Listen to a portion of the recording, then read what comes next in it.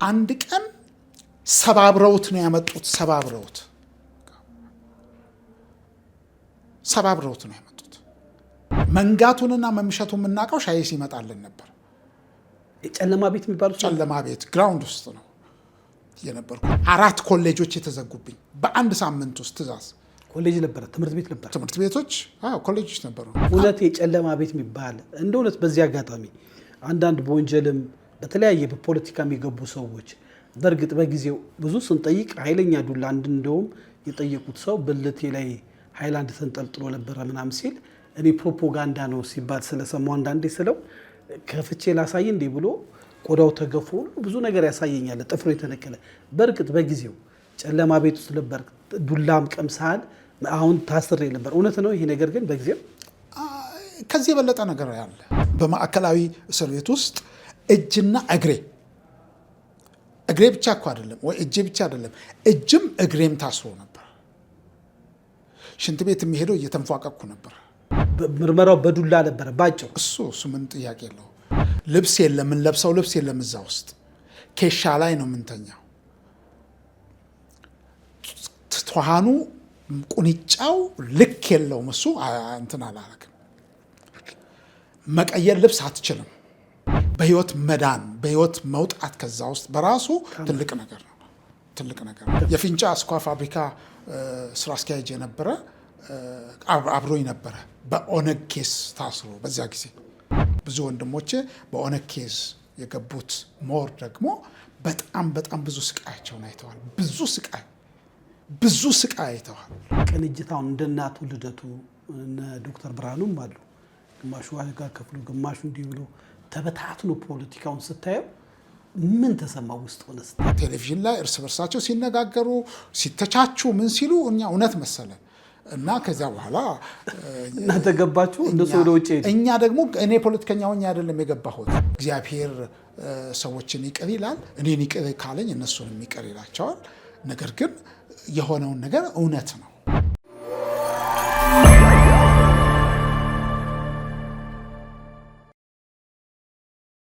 ሰላም ጤና ስጥልኝ የዳሽን ቤተሰቦች፣ ሰላምና ፍቅርን ተመኘው። ተሾመ ሽፈራው ነኝ። ዳሽን ቲቪ እንግዲህ ለእናንተ ከፍ ባለ ሀሳብ እየመጣ ያለ ዩቲዩብ ቻናል ነው። ያው እንግዲህ ጀማሪ እንደመሆናችን የእናንተ ድጋፍ የእናንተ እገዛ በጣም ያስፈልገናል። ከፍ ባለ ሀሳብ ይዘን መተናል። ቤተሰባዊ፣ ሀገራዊ፣ ፖለቲካዊ፣ ማህበረሰባዊ ግንኙነትን በተመለከተ በተለይ በቃለ ምልልስ በጣም አስተማሪ በሆኑ በሚጠቅሙ ሀሳቦች ወደ እናንተ መተናል። ባለፈው ሀሌታ ሚዲያ ላይ ትዳርን በተመለከተ አንድ ጠንከር ያለ ፕሮግራም አዘጋጅተን ነበረ። በጣም ብዙ ሰዎች በስልክም በቲክቶክም በዛውም በሶሻል ሚዲያም ብዙ ሀሳብ አደርሳችሁናል። እሱም እንግዲህ አንድ ወንድማችን ፍቺን በተመለከተ በመጽሐፍ ቅዱስ እይታ እንዴት ነው ፍቺ የሚታየው? በዝሙት የሚለው ሀሳብ ምን ማለት ነው? አንድ ሰው በተለያየ ሁኔታ በትዳሩ ሊለያይ ወይ ደግሞ በመሃል ክፍተት ሊኖር ይችላል እና ያ የፈታ ወይ የፈታች ሴት ዳግም መልሳ ታገባለች ወይ? ካገባችስ ያ ዝሙት ነው የሚሉ የወንጌል አስተማሪዎች ስላሉ ያንን ለማጥራት ስቱዲዮአችን እንግዳ ጋብዘናል። እንግዳችን ራሱን ያስተዋውቀናል። እስቲ ከማስተዋወቅ እንጀምር። ማን እንበል? አሸናፊ ገብረ ሚካኤል እባላለሁ። እንግዲህ በጋብቻ ላይ ያለፍኩባቸውን ነገሮች ለወንድሞቼ ለማስተማር ለእህቶቼ አብረን ነው የምንማረውና ማንም ተምሮ የጨረሰ የለም። በህይወታችን ዘመን በሙሉ እየተማረን እንጨርሳለን እንጂ ቆመን እንትን የምናደርገው ነገር የለም። ስለዚህ ስለጋበዝከኝ በጣም አድርጌ አመሰግናለሁ። መልካም። እንግዲህ አቶ አሸናፊ ሀሌታ ስቱዲዮ ከጋበዝኩ በኋላ እንደ ታይም ቦምብ ምን ያሉ ሰዎች አሉ የተዳፈነ እውነት ግን ወደ አደባባይ ስላወጣ ያው ሰው እስከሚረዱ የተለያየ ሀሳብ አለ። እነሱንም በዛው እናጥራለን። ምሳሌ እንግዲህ ባለፈው ስንወያይ በህግ ጥላ ስር እንደነበርክ ረዘም ላለ ዓመት ታስረ በህግ ተቀጥተ ነፃ ሰው ህግን ጨርሰ ነፃ ሰው ሆነ ወጣልና እንደው ለአስተማሪም ስለሚሆን ለምን ታሰርክ? በታሰር ሲያመጣበት ነገር ካለ? በእስር ቤት ውስጥ ለ15 ዓመት በህግ ተወስኖብኝ ለ15 ዓመት 4 ወር በእስር ቆይቻለሁ።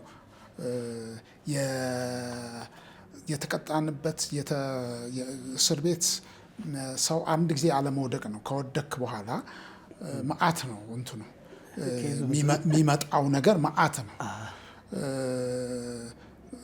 ጸጉራቸውን አንዳንድ ሰዎች ጸጉራቸውን እንኳን እያከኩ እኔ ጋር የሚመጡት ሰዎች በእኔ ላይ ምስክር ለመሆን የመጡ ሰዎች አሉ። አንዴ ስትወድቅ አትውደቅ፣ ስትወድቅ የሚመጣው እንትን ከባድ ነው፣ ብዙ ነው እና በተለያየ ሰው መቼም ኃጢአት ነው የሰራሁት ብዬ አምናለሁ። እኔ ጥፋት አጥፍቻለሁ ብዬ አምናለሁ። በየትኛውም መንገድ ይሁን ጥፋት አጥፍቻለሁ እና በተለያየ ክስ ትከሰሳለህ። አንድ ጊዜ የገባህበት ምክንያት ብቻ አይሆንም፣ የተለያየ ክሶች ትከሰሳለህ። ግን በእኔ በአጠቃላይ የማምነው ነገር ምንድን ነው? ሰው ከእግዚአብሔር ነገር ሲለይ ወሮበላ ነው የሚሆነው፣ ወሮበላ ነው የሚሆነው። ስለዚህ አንድ ወሮበላ ሰው ነው የሆንኩት። ያኔ የተከበረ ቤተሰብ እንትን ያለው ሰው መጨረሻ ላይ ምን ሆኛለሁ? ከእግዚአብሔር ነገር መለየት ስጀምር ኦልሬዲ ወሮበላ ሆኛለሁ። በዚያን ጊዜ ያልነካሁት ያልዳሰስኩት ነገር አለ ብዬ አላምንም። ስለዚህ በፍርድ ውሳኔ ላይ እነዚህ ነገሮች በሙሉ የተካተቱ ናቸው እና አንድ ወንበዴ ወሮበላ ምን የማይገባውን ነገር የሚያደርግ ነው።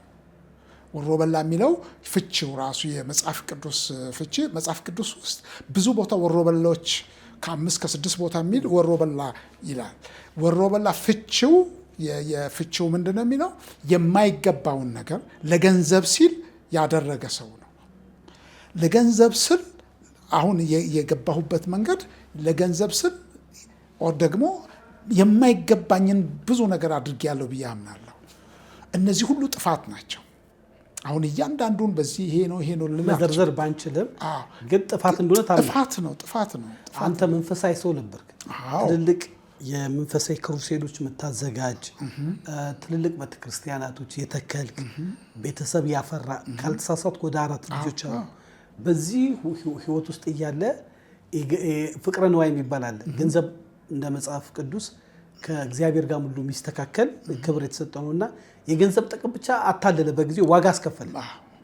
ግን መንፈስ ቅዱስ ውስጥ ነው እያለ እየረገጥ ከሄድከው ነገር ዋጋ እንዳስከፈለ ታምናለህ ወይ? እግዚአብሔር ይናገረኝ ነበር። እግዚአብሔር ይናገረኝ ነበረ፣ በጣም ይናገረኝ ነበረ። ግን መሄድ አልቻልኩም፣ ያንን መተው አልቻልኩም።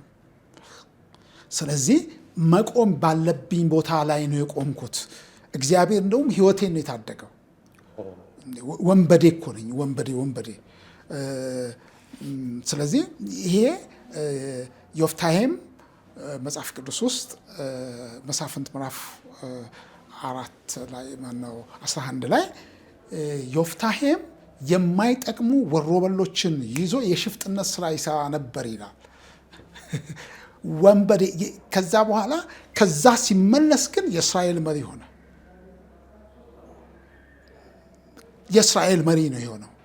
ዋናው ከወንብድና መመለስ ነው። ከጥፋት መመለስ ነው። የመጀመሪያው ነገር ከጥፋት መመለስ ነው።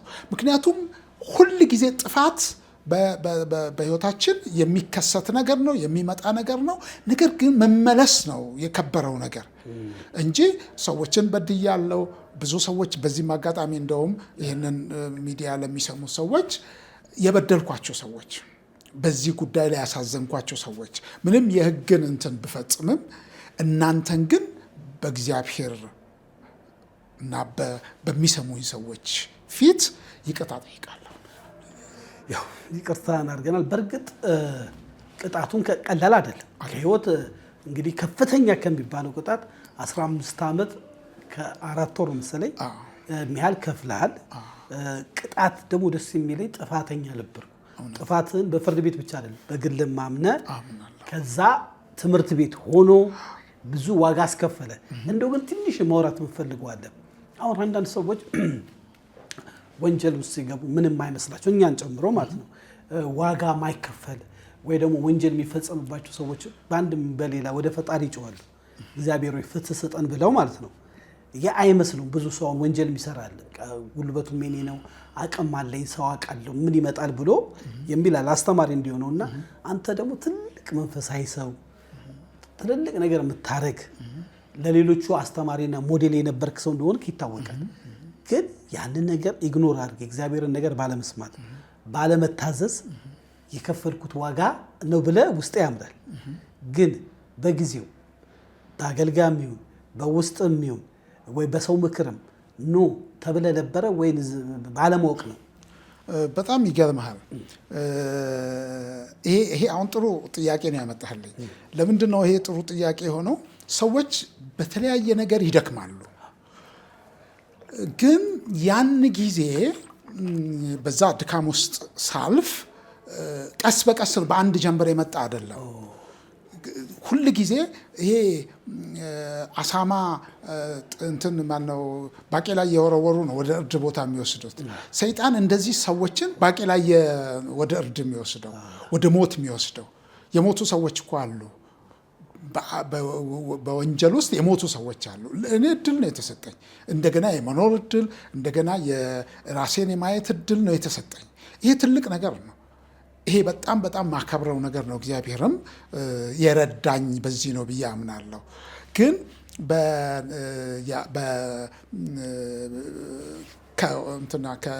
ወደዚህ ወደ እስር ቤት ከመግባቴ በፊት እንጸልይ ነበር። ጌታ ተናግሮ ነበር ላልከኝ ነውና እንጸልይ ነበርና ወንጂ ሸዋ ከዚህ ዝግ ብዙ እነ ታሪኩ እነ ዮናስ የቀጠና 2 ያገለግሉ በነበረበት ጊዜ ብዙ ሆነን ወንጂ እንሄድ ነበር። ወንጂ ሄደን 3 ቀን 4 ቀን እንዘጋ ነበር እና በአመት 2 ጊዜ 3 ጊዜ እናደርግ ነበር እና ከፊት ምን ቀጠሮ አለን። ነገር ግን የኔ ህይወት ጤናማ አልነበረም። ያ የፕሮግራማችን እስኪደርስ ድረስ የኔ ህይወት በጣም 100% ተበላሽቷል። በኋላ ላይ ምን ተፈጠረ?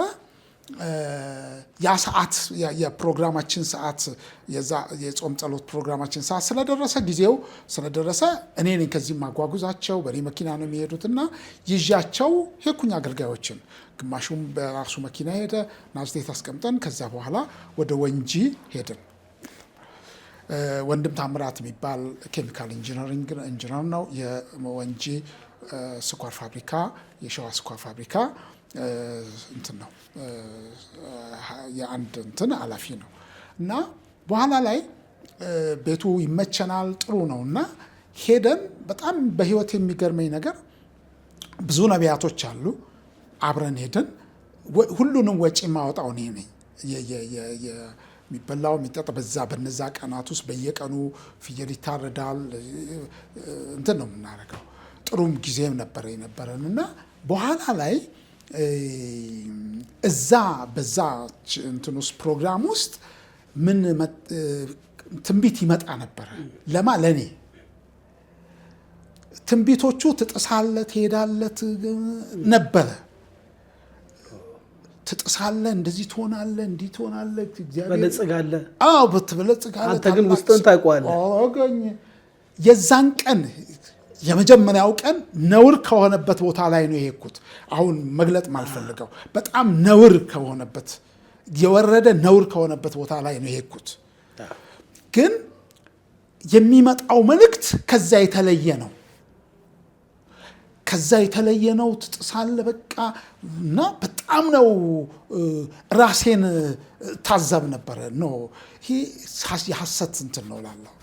ይሄ መልእክት ትክክለኛ አይደለም። ምክንያቱም እኔ ራሴን አውቀዋለሁ። ፍየል ትገዛላቸዋለህ፣ ታበላለህ፣ ገንዘብ አለ፣ መኪና አለ። ማን ይናገራል? ወጪውን እኔ ነኝ የምችለው። ገንዘብ አለ ኦልሬዲ እኔ ነኝ የምችለው። ስለዚህ ይሄንን ስለሚያዩ ነው የሚናገሩ እንጂ እኮ መልእክቱ ትክክል ሆነ ወይንም ከፈጣሪ ተቀብሎ አይደለም። አዎ ትልልቅ እኮ ነቢያት የሚባሉት እኮ ናቸው እንደዚህ የሚያዩት። ታዲያስ ከዚያ በኋላ ያን ሁሉ ከሆነ በኋላ በጣም የሚገርመኝ የዛ ቤት የአቶ ታምራት ባለቤት ነብይ ነች እዛ ቤት ውስጥ ስላገለገለ 4 ቀን ነው የቆየነውና 4 ቀን ቆይተን ጨርሰን ወደ አዲስ አበባ ልንመጣ ሰዎቹን መባረክ አለብን። ልንባርክ ተጠራናቸው። እግዚአብሔር ይስጥልን ታንኪው ብለን ልንጸልይና ልንወጣ ነው እያለን ለባልና ለሚስት ተጸለየላቸውና ለቤቱ ባለቤቶች ማለት ነው ስላስተናገዱን ስለረዱና ከዛ ተጸለየ። ስንወጣ ስንጨርስ የወንድም ታምራት ባለቤት አሸናፊ ቱሃን በቱሃን ሆኖ አያለው። ታላቅ እነዛው ነቢያቶች ባሉበት ነው እኮ እነሱ ናቸው እኮ የሚጸልዩት። ትሄዳለህ ማንም አይችልም ብለው የተናገሩት እያለ ትንቢቱ 4 ቀን የነበረው ትንቢት መዝገቡ 6 መጽሐፍ ይወጣዋል። አንድ መጽሐፍ እኮ አይደለም። ግን ከዚያም በኋላ የጂ እህት ታላቅ ጥፋት ከፊትህ አለ አለች እና አሁን ትክክለኛ ነገር እንደመጣ አወቁ እና ተንበርከክና እንጸልይለት አለች። ተንበረከክ 1 ደቂቃ አልጸለዩ። ምክንያቱም ትልልቅ ነገር ነው የነገሩኝ። አሁን ደግሞ የመጣው መልእክት ደግሞ ምንድነው? የሚጋጭ ነው። ስለዚህ 2 ደቂቃ አልጸለዩም። እንደዚህ አስበው እግዚአብሔር ምናምን አለቀ። ከዛ በኋላ ተነስተን እኔ መኪና ውስጥ ግማሾቹ እንትን አድርገን የመጀመሪያው ዙር 1 ዙር 2 ዙር ነው የሚሄደው እስከ ናዝሬት ድረስ ማድረሳቸውና ከዚያ በኋላ እየሄድን እያለ ይሄ ሲያጠጣኝ የነበረው አንደኛው ነቢይ ነኝ የሚል ሰው ምን ማለቷ ነው ሴትየዋ አለኝ። ለዛውም እኮ አክብሮት እኮ የለውም እንኳን ምን ማለቷ ነው ሴትየዋ ሲል ተቀባበሉ። ትክክል እንዳልሆነ የእሷ መልእክት ትክክል እንዳልሆነ ተቀባበሉ። በጣም ውስጥ ያዘነ። ዝም አልኩኝ። አንተ አልተቃወምኩም፣ ምንም እንትን አላልኩም። ዝም ብዬ ከዚያ በኋላ ወጣን ማለት ነው። ከዚያ በኋላ የሚገርምህ 2 ወር አልሞላውም። ከዛ በኋላ ስታሰር የተናገረችው ሆነ። ምን ጥያቄ አለ? ውስጥም ያውቀዋል። በደንብ እንጂ አንተ ውስጡን ታውቀዋለህ። አውቀዋለሁ፣ ማንነቴን አውቀዋለሁ። እዚህ ጋር እንደው ማስተባበሪያ በዓለም ዙሪያ ያላችሁ የዳሽን ቤተሰቦች በተለይ በመንፈሳዊ ቤት ያላችሁ እንግዲህ በመጽሐፍ ቅዱስ ላይ ብዙ በዓላት ነቢያቶች ባሉበት ሁሉ ለዛ ለንጉሱ ይሳካላል፣ ይሆንላል፣ ውጣ ታሸንፋለህ ሲባል የለም እውነተኛ የሚናገር የለ። እሱ ያውቀዋል፣ ስራው ውዝነብ መንፈሱ ነው ያውቀዋል። ፋይናሊ ግን አንድ ነቢይ ተነስቶ ስለሚደርስበት ተናገረ። አንተ ድሮም ለኔ ጥሩ አትናገርም ብሎ መከራ እንዳበለው ይታያልና ትክክለኛ ነገር የሚናገሩትን እንስማ። ብዙ አጭበርባሪዎች አሉ ወደ ገደል የሚከቱና በዚህ ላይ ሐሳባችሁ ስጡ። እንደው በጣም ጥሩ ነገር አድርግ፣ ግን አንተ መንፈስ እያወቅ ያው የገባበት ነገር ዋጋ አስከፈለ። ግን ሳይል በጣም የሚደንቀው መንፈሳዊ ጥንካሬ ይገርመኛል። ከዛ ወጥተህ ብዙ አይዲያዎች ያዝ፣ ወደ ማገልገል ገባ። ቆዳ ራሱ የፊት ገጽታ በዛ ውስጥ ያለፈ አይመስልም። ለዚህ ደግሞ እንደው ስንቅ የሆነ ነገር ምንድን ነው? 15 ዓመት ከ4 ወር ስንቅ የሆነ ነገር ምንድን ነው? ለእኔ ምንድን ነው? በእስር ቤት ውስጥ አሁን እንዳልኩ ወንበዴ ሆኜ ነው የገባሁት። ምንም ጥያቄ የለውም። ምንድን ነው የጠቀመኝ ነገር? በጣም ልቤ ተሰሯል በሆነው ነገር፣ በገጠመኝ ነገር ወዲያውንም ማለት ነው። በጣም የገጠመኝ ቻሌንጆች በጣም ብዙ ናቸው። በማዕከላዊ እስር ቤት ውስጥ እጅና እግሬ ብቻ እኮ አይደለም ወይ እጄ ብቻ አይደለም፣ እጅም እግሬም ታስሮ ነበር። ሽንት ቤት የሚሄደው እየተንፏቀቅኩ ነበር። ለምን? ቆይ በቃ እኮ ማለትም ቅጣተኛ ነህ። እዛ ማዕከላዊ ገና ምርመራ ላይ ያለው ምርመራው በዱላ ነበረ ባጭሩ። እሱ ምን ጥያቄ የለው እና ማዕከላዊ ውስጥ ነበር። መንጋቱንና መምሸቱን የምናውቀው ሻይ ሲመጣልን ነበር። ጨለማ ቤት የሚባሉት ጨለማ ቤት ግራውንድ ውስጥ ነው የነበርኩትና እውነት የጨለማ ቤት የሚባል እንደ እውነት በዚህ አጋጣሚ አንዳንድ በወንጀልም በተለያየ በፖለቲካ የሚገቡ ሰዎች በእርግጥ በጊዜው ብዙ ስንጠይቅ ኃይለኛ ዱላ እንደውም የጠየቁት ሰው ብልቴ ላይ ሃይላንድ ተንጠልጥሎ ነበረ ምናምን ሲል እኔ ፕሮፓጋንዳ ነው ሲባል ስለሰማሁ አንዳንዴ ስለው ከፍቼ ላሳይ እንዴ ብሎ ቆዳው ተገፎ ብዙ ነገር ያሳየኛል፣ ጥፍሮ የተነቀለ። በእርግጥ በጊዜው ጨለማ ቤት ውስጥ ነበር፣ ዱላም ቀምሳል፣ አሁን ታስሬ ነበር። እውነት ነው ይሄ ነገር። ግን በጊዜው ከዚህ የበለጠ ነገር ያለ ከዚህ የበለጠ ነገር እኔ አሁን የፊንጫ አስኳ ፋብሪካ ስራ አስኪያጅ የነበረ አብሮኝ ነበረ።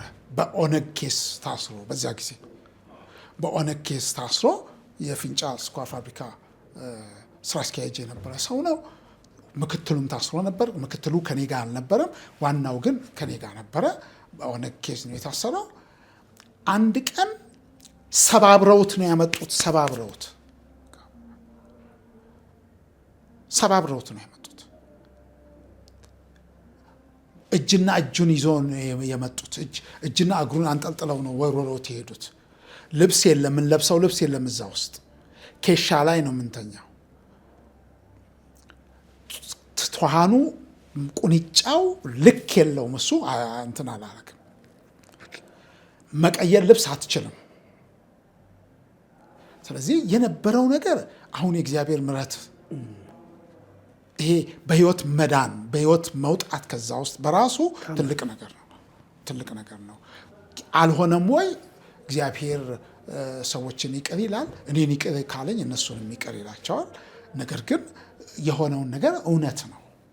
እኔም አውቀው ብዙ ወንድሞቼ በኦነግ ኬዝ የገቡት ሞር ደግሞ በጣም ብዙ ስቃያቸውን አይተዋል። ብዙ ስቃይ አይተዋል። ይሄ ነው ምረው አይደለም።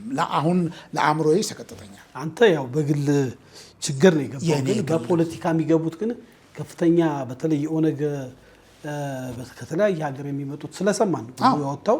በጣም ያሳዝን ብዙ ነገር እና በእርግጥም ዋጋ ከፍለዋል። ብዙዎቹ ህይወታቸውን አጥተዋል። ከወጡ በኋላ በተለያየ ትራውማ ውስጥ አሉ እና በእርግጥም ዱላ የከፋ ነበር ማለት እንችላለን። በጣም ምንም እኮ ይሄ የሚያጠራጥር ነገር አይደለም። ያለፍንበት ነገር ነው። ህይወት ነው ያለፍንበት። እኔም ዋጋ ከፍያለሁ። ያለፍኩበት ነገር ነው። የእኔን ጉዳይ እንደዛ ደግሞ ያከረረው ሪል ነው ወይ እኔ የሰራሁት ወንጀል ነው አልነበረም። ያኔ በቅንጅት ጊዜ ይሄን አድርጋችኋል የሚል እንትን ስለነበረ ፖለቲካል ኬዝ አደረጉት። እኛ የዛን ጊዜ ነፃነት አለ ብለን ነው መልካም ነገርም መስሎን ያደረግነው ነገር ቢኖር እንኳን እኔ ያደረግኩ ብዬ ብዙ መጻደቀው ነገር የለኝም እና ግን ነፃንን ብለን ነው ያደረግነው እንጂ ይሄ ችግር እንደሚመጣብን ብናቅ ለምን እናደርጋለን? እኛ በእንትን ላይ በቴሌቪዥን ላይ እርስ በርሳቸው ሲነጋገሩ ሲተቻቹ ምን ሲሉ እኛ እውነት መሰለን እና ከዚያ በኋላ እናንተ ገባችሁ እንደሱ ወደ ውጭ ሄዱ። እኛ ደግሞ እኔ ፖለቲከኛ ሆኜ አይደለም የገባሁት። እንትኑን አንዳንድ ነገር ረድቻለሁ። በአንዳንድ ነገር ላይ መርዳት የሚገባኝ ነገር ላይ ነው ብዬ ያመንኩበት ነገር ላይ ይሄን ነው አሁን አልልም፣ ግን ረድቻለሁ። መልካም ነገር ነው ብዬ የምፈልገውን ነገር አድርጌያለሁ። በዚያን ጊዜ ግን ሁሉም ሰው ለውጥ ስለሚፈልግ የተሻለ ነገር ነው ብሎ የሚያስበውን ነገር ስለሚፈልግ እንደሱ እንደ ማንኛውም ሰው ይሄን አድርጌያለሁ። ነገር ግን የዛ ጥላ ነበረ።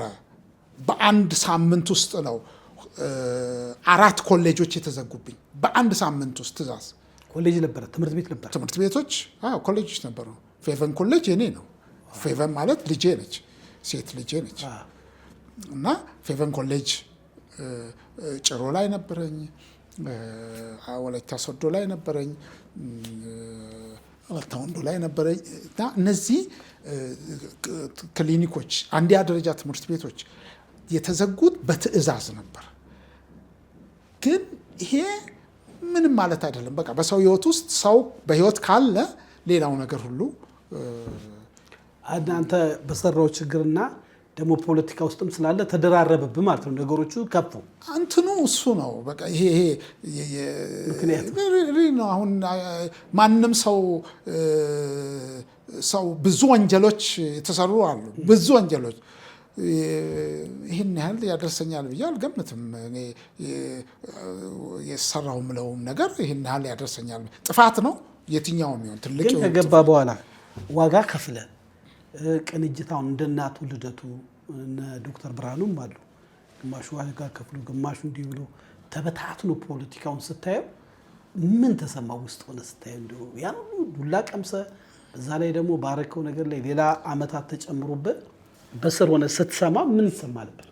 እኔ የፖለቲካውን ቁማር ማለት ነው። ማረሚያ ቤትም ከገባው በኋላ ብዙዎች ሰዎች ያውቃሉ። ከ15 ዓመት ውስጥ 5 ዓመት ከምናምን ያሳለፍኩት በጨለማ ቤት ውስጥ ነው። ጨለማ የሚባል ቤት አለ ማረሚያ ቤት ውስጥ ሆኖ ጨለማ ምን ማለት ነው? እስቲ ጨለማ ቤት ከሰው ታራሚዎች ተገለው የሚቀመጡበት ቦታ ነው። በጣም ጠባብ ቦታ ነች፣ ትንሽ ቦታ ነች። በጣም አሰቃቂ ቦታ፣ ጥሩ ቦታ አይደለም። ሲጀመር ከሌሎች ታራሚዎች ብዙ ፖለቲከኞችም ያውቃሉ ይሄንን። ምንድነው ምክንያታቸው? ከፖለቲከኛ ጋር ውለሃል ነው። እዚሁ ማረሚያ ቤት ውስጥ ከፖለቲከኛ ጋር ውለሃል፣ እንደዚህ ውለሃል፣ እንዲህ ያደርጋል ነው። ምንም እዛ መግባት ያለበት ጥፋት ያጠፋ ሰው ነው። ላጠፋ አልችልም፣ አላጠፋም። እዛ ውስጥ ሆኜ ማጠፋው ጥፋት በማረሚያ ቤት ውስጥ አጥፍታል የሚባል እዛው አጠፋ ብለን ደግሞ ጨለማ ቤት ውስጥ 5 ዓመት ከምናምን የቆየሁት ግን አንዴ አይደለም፣ መደዳ አይደለም። አንድ ጊዜ 1 ዓመት ከምናምን ቆይቼ 1 ዓመት 3 ዓመት 5 ዓመት 3 ዓመት 6 ወር 8 ወር። ቆይ ማረሚያ ቤት ዓላማው ማረም ነው፣ ማሰቃየትና አደገኛ በደል መፈጸም አይደለም። ያለፈም ታሪክ ቢሆን ይሄ ነገር መጥፎ ነው ብለን እናስባለን። የእስረኛ መብት አለው ብዬ ነው። እና እስቲ እንደው ቅድም ጠይቀ ብዬ ያሳል እንደው መንፈሳዊ ጥንካሬ ጠቀመክ? ውስጥ ሳይ ሰውነት ደህና ነው፣ እሳቤክም በጣም ይገርማል። ተመልሰ ደግሞ በጥሩ ኢነርጂ ወደ አገልግሎትም ወደ ስራም ወደ ተለያየ ነገር ለመግባት በጣም ተነሳሽነት አለውና ይሄ እንዴት አገኘ? ብዙ ሰው ከእስር ቤት ሲወጣ በብዙ ነገር ይጎዳል። መከራ ነው የሚያየው። እንግዲህ እንዳልከው 5 ዓመት በጨለማ ቤት ያሳለፈ 10 ዓመት ደግሞ ከሌሎች ጋርም ቢሆን ያው ቤተሰብ ተገድል የደረሰብንም ነገር ወደኋላ እናያለን። እና ይሄ ጥንካሬ እንዴት መጣ? እንደው መንፈሳዊ ጥንካሬ ኖረው